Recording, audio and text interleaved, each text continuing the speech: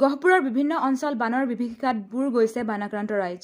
উজনি অসমৰ গহপুৰৰ ৰজাবাৰী, মাগনি, গলচেপা, বেগীজান আৰু দাঁতিকাষৰীয়া অঞ্চলসমূহত বানৰ বিভীষিকাই সেই অঞ্চলসমূহত বসবাস কৰা লোকসকলক বাৰুকৈ বিপদত পেলাইছে। ফলত স্থানীয় লোকৰ ঘৰৰ বাহিৰত ওলোৱাৰ পৰা ধৰি গৰু ছাগলী আদিয়ে যথেষ্ট সমস্যাত ভুগিছে। অৱশ্যে প্ৰশাসনে দাইল ৩০০ গ্ৰাম আৰু চাউল ২ কেজি প্ৰদান কৰি সকাহ দিবলৈ চেষ্টা কৰিছে। কিন্তু চৰকাৰক বান সমস্যা প্ৰতিৰোধ কৰিবলৈ কাটৰ আহ্বান স্থানীয় লোকৰ। অৱশ্যে ঘৰৰ ভিতৰত পানী সোমোৱাৰ ফলত দৈনিক জীৱন যাপন কৰাৰ বাবে যথেষ্ট সমস্যাৰ সন্মুখীন হৈছে। ৰাস্তা ঘাট ভৰি বিশাল সাগৰৰ দৰে হৈ পৰিছে। ফলত জনতাই ত্ৰাসী মধুসূদন দেখিছে।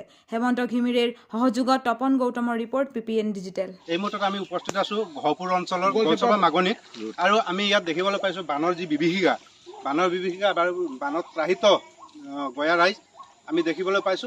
এইখিনিতে আমি ৰাস্তাত দেখিছো, ৰাস্তাত গোটেইখিনি পানী আৰু পানীৰ ওপৰত ৰাস্তাত নাৱেৰে যাতায়াত কৰি থকা আমি গয়া ৰাইজক পাইছো।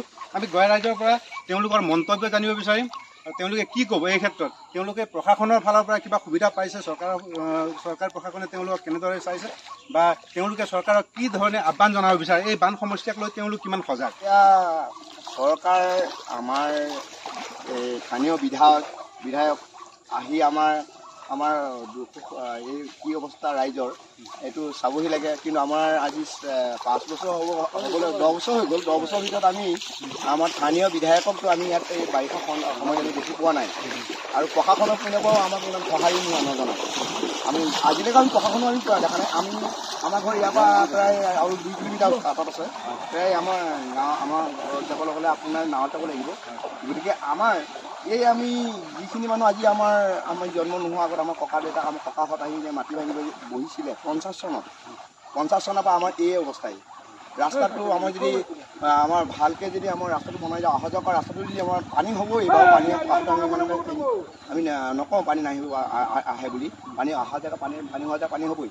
কিন্তু আমাৰ অহা যোৱা কৰা আমাৰ ৰাস্তাটো ভৱিষ্যতত আমি শান্তিৰে অহা যোৱা কৰিব পৰাটো কৰি দিয়ে। আমাৰ ৰঞ্জিত দত্তদেৱ আজি আমাৰ লোকসভা সমষ্টিৰ সাংসদ, তেওঁৰ জৰিয়তে এই বান সমস্যাখিনি কেন্দ্ৰ চৰকাৰৰ ওচৰত বা লোকসভাত এই বান সমস্যাটো ৰাষ্ট্ৰীয় সমস্যা হিচাপে চিহ্নিত কৰিবৰ কাৰণে তেওঁ দাবী জনাব লাগে নে নালাগে? আপুনি গয়া ৰাইজ হিচাপে কি ক'ব বিচাৰে?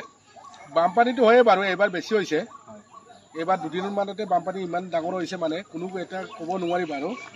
এইটো আমাৰ মাননীয় সাংসদ ক'ব লাগে, গহপুৰটো মাগনিটো পাকেন PWD ৰাস্তাটো অলপ ডাঙৰ কৰিবলৈ ওখ কৰিব লাগে। এইটো আমাৰ অনুৰোধ।